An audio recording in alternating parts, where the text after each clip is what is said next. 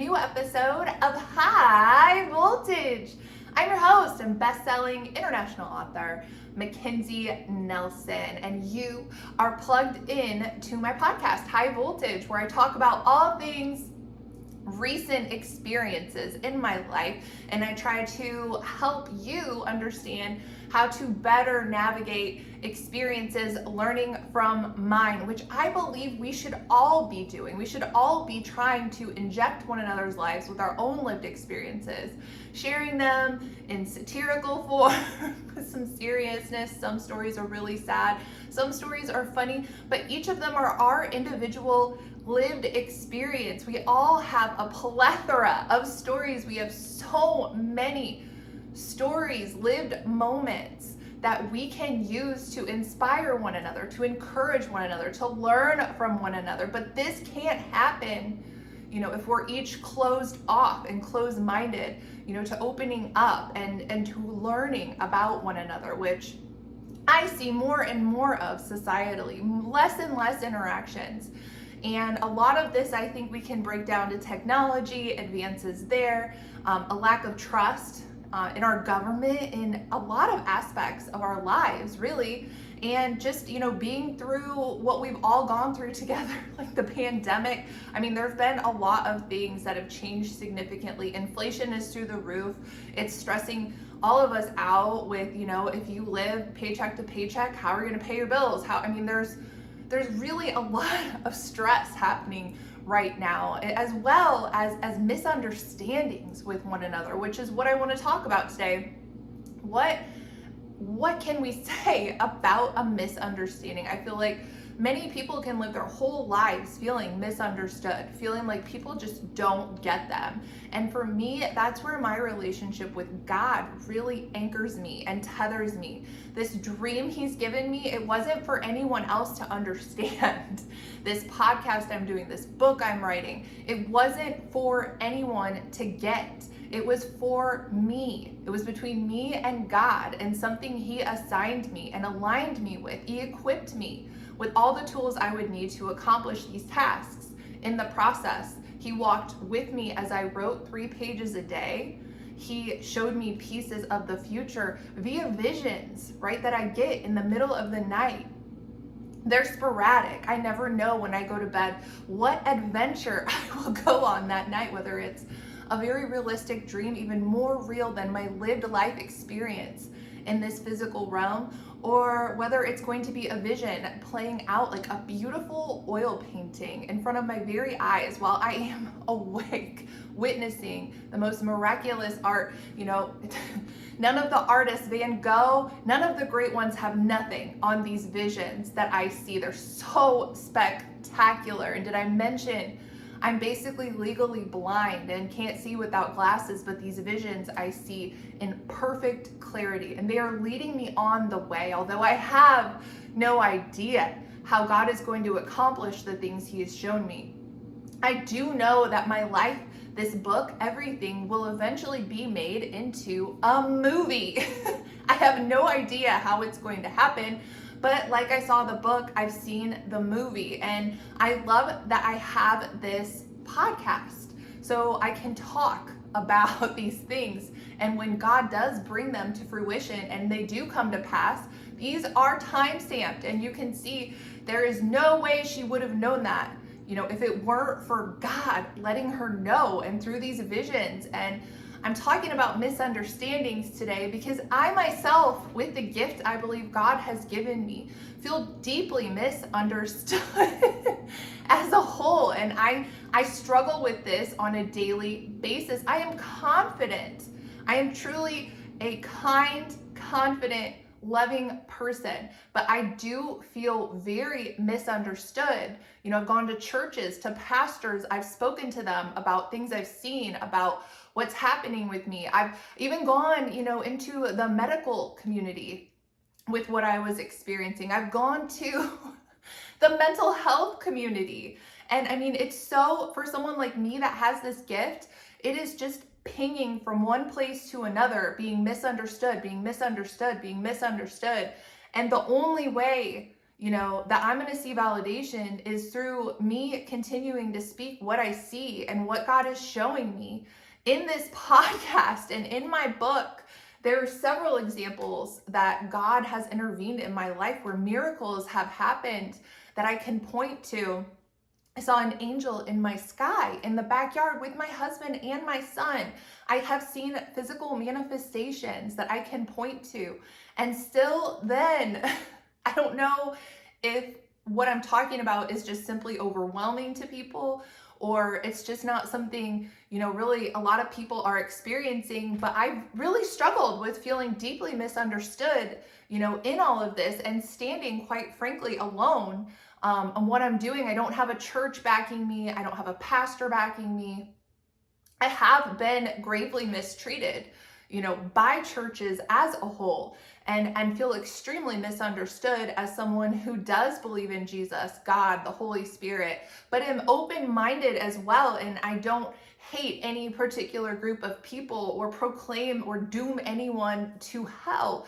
I believe we serve a very loving, kind, forgiving God who wants us, although we might not understand one another because we don't have someone else's lived life experience. We may not understand how that person who, say me, I'm 41 years old, I'm almost 42 in 2 months, we don't understand. Maybe you don't understand how I got to the place where I am. Well, I've done my best to put it in a book for you to help you see from a different perspective some of the things that have happened in my life and the choices I've made and why I made them, because of the journey I was on, because of things that happened to me, because of how I responded. They're all correlated and they all amount, to a life lived. And where you're meeting another person, maybe on the street, at going to drop your mail off, a neighbor, you're meeting them and you're connecting with them at that exact point in time. And to me, it's like that person is the culmination of all of their lived life experiences. And then there's you, and you each have different sets. So it's really all about trying to come to a common denominator. And what is that common denominator? What's the one thing that can unite us? It is love. It is opening your heart, opening your mind. And that looks different, based on the relationship. I'm not saying we shouldn't have boundaries in relationships and we should just go out trying to hug everyone and love everyone. No, in using wisdom, utilizing your learned skill set to this point, use all the things you've learned. Use discernment when you are approaching people, when you're talking to people, when you are looking to connect. But I really believe a lot of the reason that people misunderstand me or each other is just because, you're not wanting to put yourself in someone else's shoes and try to listen to them and think, what if that was my life? How would I handle it? You would probably handle a situation differently if you had a different lived life experience up until that point. And so what putting yourself in someone else's shoes does, or at least being open to it, gives you more empathy, compassion, kindness, and willingness to actually give that person an opportunity to speak, and then decide from there what they say and what you want to utilize and input into your own journey. Maybe you don't want to utilize anything that person has to say, and that is completely fine. But just being open in these conversations with one another to, maybe the way I saw this before, maybe it looks a little more like this. And that doesn't mean you're being dishonest to your past. It means that you are a person on a growth path, learning, digesting, and using new information to make a better decision the next time. And that is what growth looks like. But if you stay in a state like me, where I feel misunderstood, I could get bitter about it, right? I could be like, man, God, nobody gets this. I was the last person really, I didn't put people down that proclaimed to see, visions and things, but I was very skeptical before this happened to me, before I really was accessing this gift. And I'm still learning what it means, how to harness it, how to utilize it, what to say, what not to say. And it's not going to be a perfect journey because, there's nothing I can Google. There's no red button I can hit to say, emergency, emergency, how do I operate this thing? There's nothing. I am quite literally just fully dependent on God, on the Holy Spirit, on Jesus, for mercy and wisdom and compassion, discernment, how to utilize this gift. I also think a lot of misunderstanding comes in when people have a black and white mentality and allow no room for a gray area, right? You either see wrong or you see right. You don't have any grayscale, is what I like to call it. So if you're always looking, for wrong or right, then if that is your overriding mentality, is it wrong or is it right?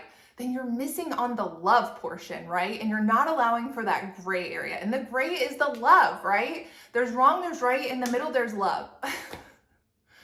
We can meet at love and we can sort the rest out.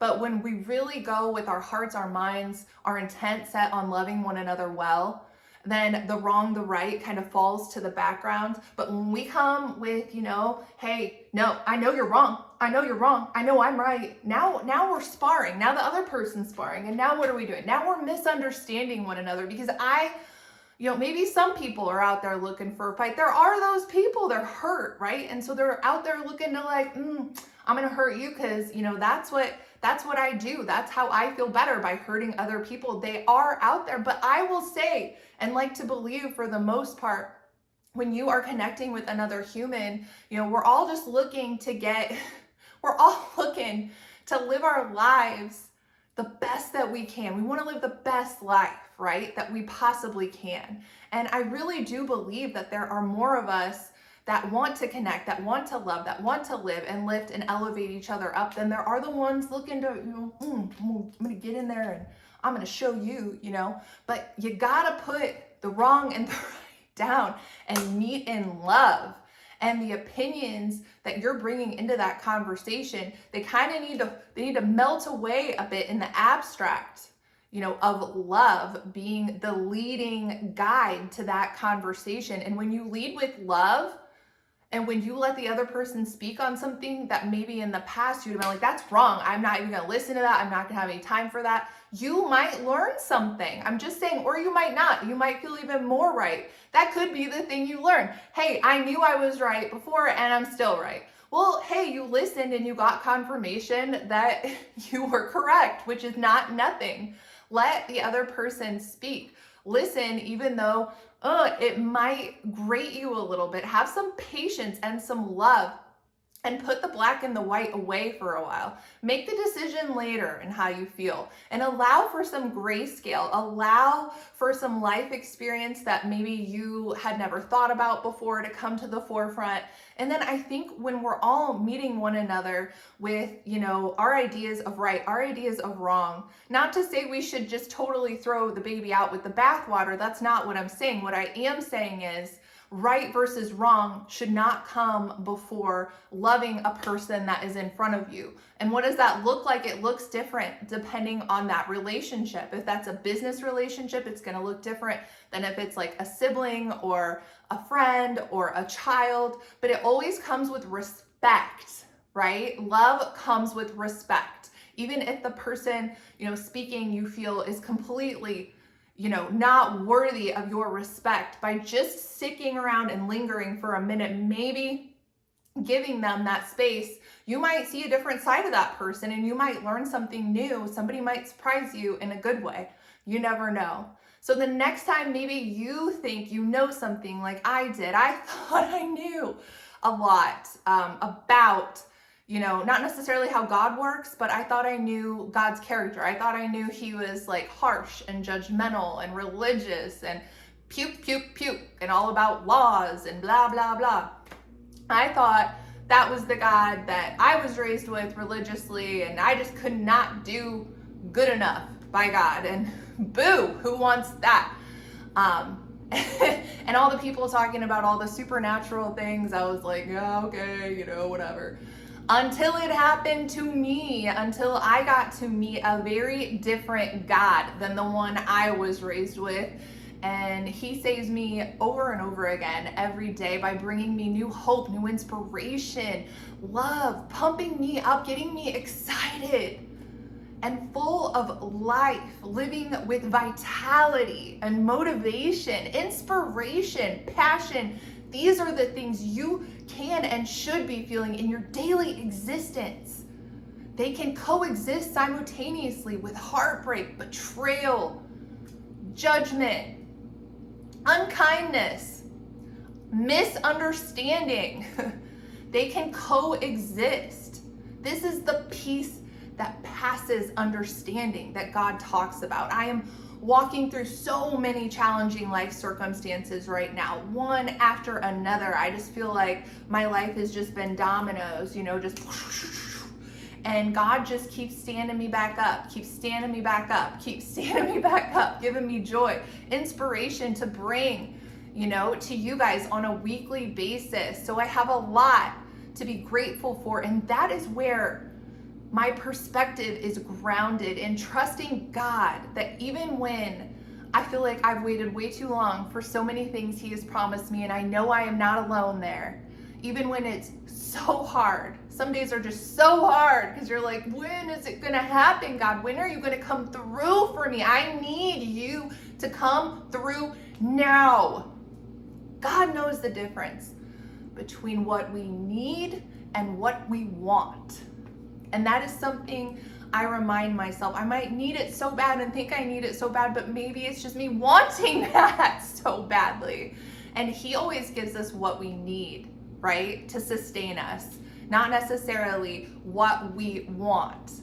But I do believe eventually, I hope eventually, that's a part of the plan. And the God I know is so good, generous, and kind that I believe it is. Well, I hope you guys have a great weekend, and I will catch you next time. Thanks for tuning in.